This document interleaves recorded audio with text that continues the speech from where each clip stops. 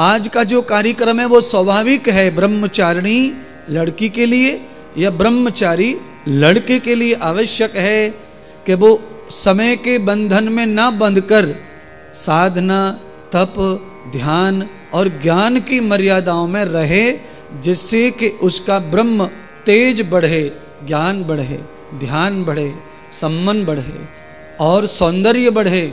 सुंदरता को बढ़ाने वाली जो उम्र है वो है 5 वर्ष से 16 वर्ष। इसके बाद कोई कितने भी जोर लगा ले फिर सुंदरता बढ़ने वाली नहीं है। और 5 वर्ष से 16 वर्ष की उम्र में कोई जोर लगाने की जरूरत नहीं है। खाली अच्छे से पढ़ो, अच्छे से ध्यान रखो, अच्छे से भजन करो, इसमें ही सौंदर्य खुद ब खुद निखर के बाहर आएगा। हमको एक्टिंग करने की जरूरत नहीं है सौंदर्य के लिए।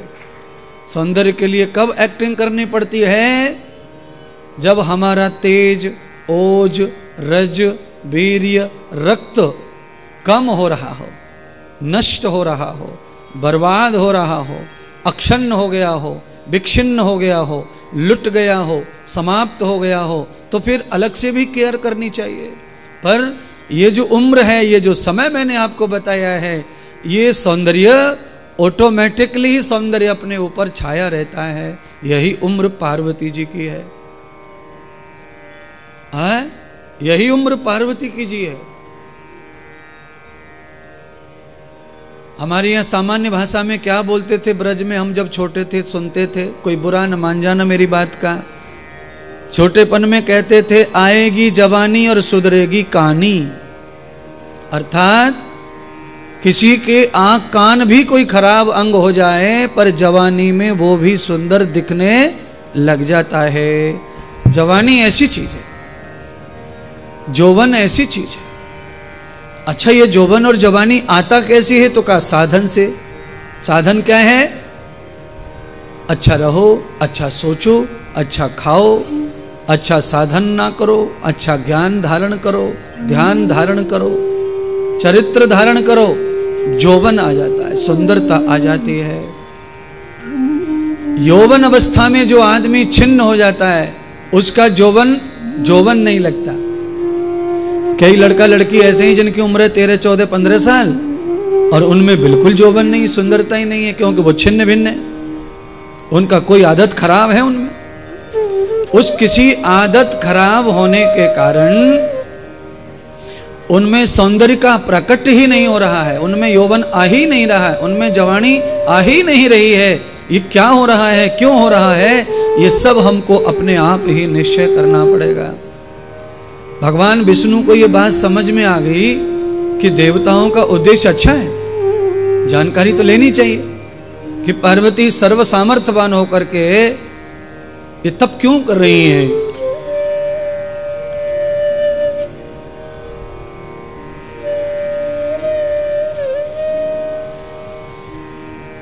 पूछा, देवताओं की हिम्मत नहीं हुई माता पार्वती के पास। भगवान नारायण को लेकर के वो पहुंचे। भगवान विष्णु ने माता पार्वती ब्रह्मचारिणी की साधना में प्रार्थना करते हुए कहा, देवी आप ये क्या कर रही हैं? कस्य भागम यथा पूर्वम कस्यम कारण साधनम कस्यम लभते ज्ञानम श्रद्धा पूर्ण विसंगति। आपकी श्रद्धा को, आपकी लगन को देखकर ये लग रहा है कि आप कोई विशेष आराधना कर रही हैं या आप कुछ विशेष इच्छा रखती हैं। आप ध्यान करिए, आदमी जब जंगल मंगल में अकेला होकर साधना तप करे तो जब कब करेगा? जब उसकी कोई विशेष इच्छा होगी, कोई विशेष कामना होगी। तो भगवान विष्णु ने पूछा कि ये साधन सामान्य आदमी नहीं कर सकता जो आप कर रही हैं। आप तो इस समय घर में नहीं है। 14-15 साल की लड़की जंगल में अकेली चले जाएं और साधना करें तो वहां तो बड़ा टेंशन आ जाएगा सबको। हैं? कितना टेंशन? बच्चे 25 साल के, 30 साल के बच्चे, और उम्र भी 50 साल से कम नहीं होगी। केवल 8-7 दिन से कथा सुनने आ गई हैं राजस्थान से एक महिला, कोटा से। आज उनके देवर जी आए हैं कितना टेंशन घर में हो गया, कितना टेंशन।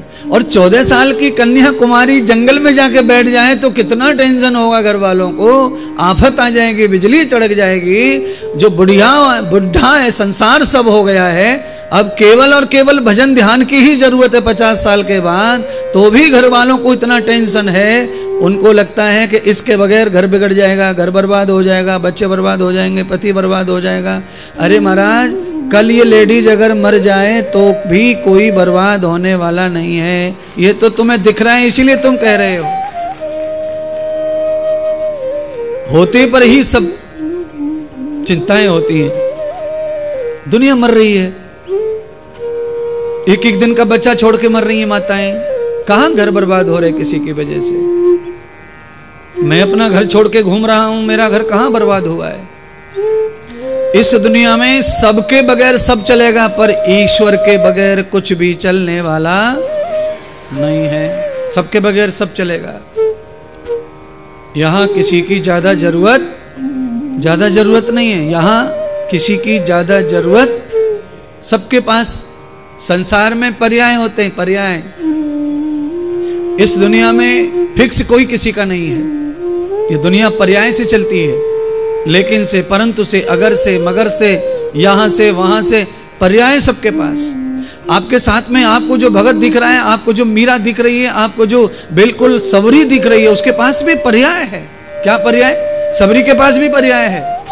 पर्याय यह है कि अपनी तरफ से अपन रोज तैयारी करो राम जी की, पर वो आए तो आए और नहीं आए तो ना आए, पर अपनी तरफ से तैयारी करो। जिसको बिना आए भी राम के संतुष्टि है तो पर्याय है, पर्याय है। सबरी को पर्याय है तो तुम तो कहीं लगते ही नहीं हो, किसी कोने में तुम्हारा तो कोई गिनती ही नहीं भजन के मामले में।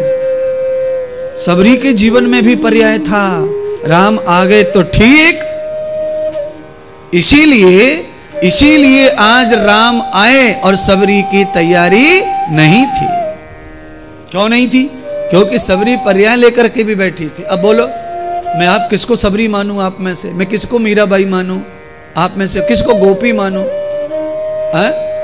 कोई कहता होगा गुस्से में, चिड़ में, कहे बड़ी गोपी बन रही हैं, बड़ी मीरा बन गई हैं, गुरुजी के पीछे घूम रहे हैं। पर मैं किसको कहूं कि लोग कह रहे तो मैं मानूं किसको? कौन मीरा है, कौन गोपी है, कौन राधा है, कौन श्यामा है, कौन क्या है? लोग कहते होंगे या आप भी अपने आप को मानते होंगे, अलग बात है। पर तत्वम भवते सर्वम, भागवत प्रवचन सत्संग एक ऐसी कला है कि ये दूध का दूध और पानी का पानी स्वयं ही कर देते। यहां लगी लोथड़ी नहीं चलती है। अच्छा, चलती भी होगी तो कहीं और कहीं चलती होगी, इस व्यासपीठ पर लगी लोथड़ी नहीं चलती। क्यों? इस व्यासपीठ पर बैठने वाले को अनुभव है, जानकारी है, पढ़ाई है, चिंतन भी है, और जीवन को जितना अच्छा जिया जाए उतना जीने की तमन्ना भी रखते हैं और कोशिश भी करते हैं।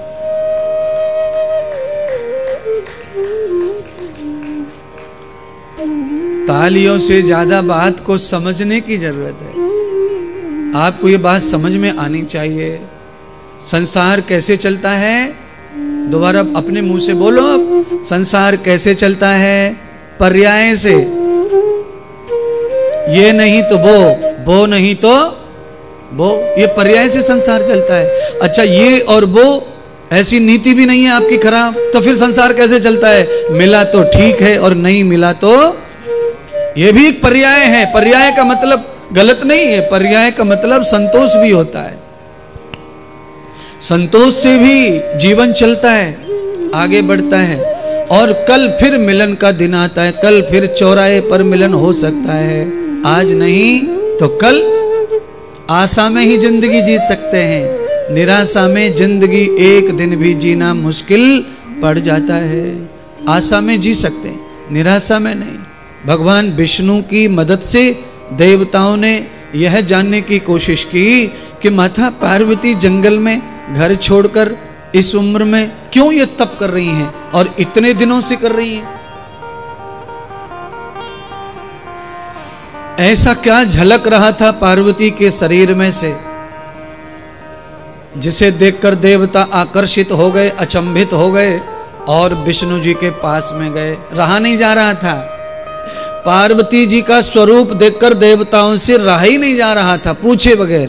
क्यों? क्योंकि पार्वती के शरीर में, पार्वती जी के अंगों में जो तेज पैदा हो गया था, क्या पैदा हो गया था? अधर्वेदम कृतम श्रुति मंत्रम ऋचा च वर्धनम।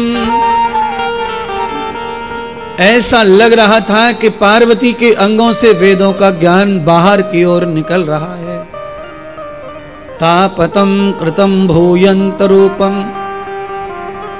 और लग रहा था देवताओं को, स्वयं सूर्य को यह लग रहा था कि मैं तो हूं सूर्य, पर ये एक और सूर्य कहां से प्रकट हो गया।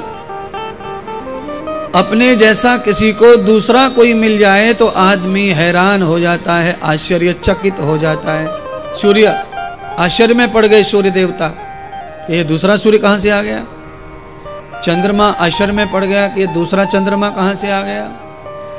धरती आकाश ये आश्चर्य में पड़ गए कि ये धरती कहां से आ गई, आश्चर्य कहां से आ गया, आकाश कहां से आ गया। एक से दूसरा कोई दिखने लगा तो सब हैरान हो गए। तब विष्णु के पास जाना पड़ा। आहा, यहां कथा को सीखना है क्या? जो चीज अपने को समझ में न आ रही हो और हैरान कर रही हो, अचंभा दिखा रही हो, उसके बारे में जानने के लिए हमें विष्णु स्वरूप कोई ज्ञानी ध्यानी हो, कोई देवता हो, उसके पास जाकर अपनी शंका जरूर ही मिटानी चाहिए। अब बोलिए कितनी बढ़िया बढ़िया बातें कथा में हैं, केवल किसी को अच्छी तरह बताना आना चाहिए कथा को, और नहीं तो कथा को हम फटाफट ऐसे ही बता देते, ब्रह्मचारिणी माता का ये महत्व है और ये कहानी है। पर केवल कहानी सुनकर के क्या मिलेगा?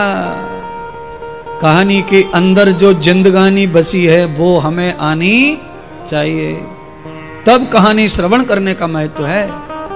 कहानी सुनते रहो, कहानी सुनते रहो, कोई महत्व नहीं है प्यारे बंधु। भगवान विष्णु ने देवताओं की खुशी की और शंका के समाधान के लिए माता पार्वती को पूछा, देवी ये साधन क्यों कर रही हो, कारण क्या है? इतनी साधना किस लिए कर रही हो, कारण क्या है, आप क्या चाहती हो? तो माता पार्वती ने भगवान नारायण से कहा कि इस साधना के पीछे केवल एक ही स्वार्थ है, एक ही निश्चय है कि मैं इतनी तपस्वी, इतनी तेजस्वी हो जाऊं, इतनी पवित्र हो जाऊं कि महादेव मुझे पति के रूप में स्वीकार कर लें, स्वीकार कर लें महादेव मुझे पति के रूप में। अब आप कथा को इस तरह भी समझ लो, महादेव जैसा बलवान, योगी, तपस्वी, ब्रह्मचारी पति अगर किसी को चाहिए तो पार्वती ये कह रही हैं उस लड़की को पूर्ण ब्रह्मचर्य का पालन करना चाहिए। मौज मस्ती करते करते तो ऐसा पति नहीं मिलेगा। मानसिक विकार, शारीरिक विकार, चाहे आपके विचारों का विकार, चाहे शरीर का विकार, चाहे बुद्धि का विकार, आपके भविष्य को नुकसान पहुंचाता है, ये ध्यान करें। स्वयं पार्वती कह रही हैं कथा में, कोई अल्लाह मल्ला व्यक्ति नहीं कह रहा है। पार्वती स्वयं ये कह रही हैं कि मुझे शिव चाहिए और वो मुझे स्वीकार करें, इसीलिए मैं अपने आप को पवित्र कर रही हूं। न श्रुतिम वेदम स्मृति ऋचाम वर्धनम मंत्र। पार्वती के अंगों से वेदों के मंत्र निकलने लग गए, ऐसी साधना पार्वती ने की। इसीलिए ब्रह्मचारिणी का अर्थ क्या किया था मैंने? ब्रह्म माने ज्ञान और ध्यान। पार्वती ने ज्ञान और ध्यान को साध लिया, उसका आचरण किया तो वो ज्ञान और ध्यान निकलने लगा। अच्छा बोलिए, पुराने जमाने में सिमैया बनती थी, सिमैया खटिया के ऊपर वो मशीन सी बांध लेते थे और दो लोग उसे चलाते थे और एक बैठ के नीचे पीढ़ा पर आटा डालता था उसमें। तो आटा जब अगर हम डाल रहे हैं उसमें से तो फिर निकलेगा क्या? आटा ही निकलेगा, पर आकार लेकर निकलेगा, आकार जो आप चाहते हैं वैसा। जब आप अंदर शिव जी को धारण कर रहे हैं, भजन को धारण कर रहे हैं, ध्यान को धारण कर रहे हैं, तो वो निकलेगा क्या? आपके अंगों से क्या निकलेगा फिर ये बताओ। अच्छा बोलो, मेरे मुंह से क्या निकल रहा है? आप मेरे शरीर को देखते हैं तो क्या क्या अनुमान लगाते रहते हैं, आपके चिंतन क्या क्या चलता है। अगर आपकी बुद्धि देवताओं जैसी है तो आपका चिंतन भी वैसा ही देवताओं जैसा ही होगा। तो आप जब अंग देखते हैं, जब शरीर को देखते हैं, तो आपके मुंह से कुछ तो अच्छा निकलता है, कुछ तो प्रशंसा, कुछ तो सही गलत निकलता है, जो आप देख रहे हैं वो निकलता है।